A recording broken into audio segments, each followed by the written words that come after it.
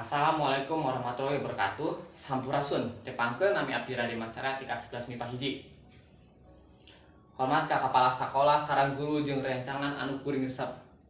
Mimiti sadayana kuring nganterkeun syukur ka Gusti Nu Maha Suci anu parantos masihan kasehatan sehingga urang tiasa pendek dinten ieu dina biling poe pahlawan dina kasehatan anu sehat.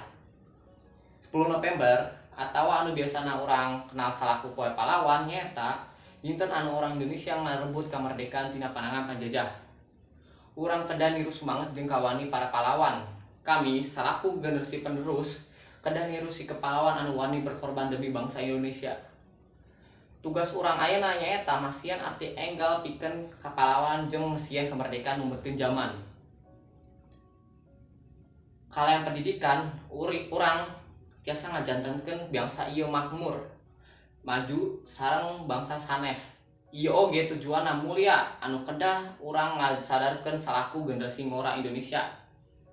Ngalangkungan poe pahlawan, urang ngarepkeun yen bangsa urang bakal janten bangsa anu produktif jeung kreatif anu mangpaat pikeun bangsa jeung nagara, sehingga generasi ngora Indonesia anu mumpuni sareng layak berkorban bakal diwujudkeun. Eta sadayana anu kuring tiasa nyarios, mudah-mudahan ieu teh aya gunana pikeun urang sadayana. Nyunkeun ampunten upami aya salah kecap anu kuring pikaresepkeun. Hatur nuhun kana pahantosna. Wassalamualaikum warahmatullahi wabarakatuh.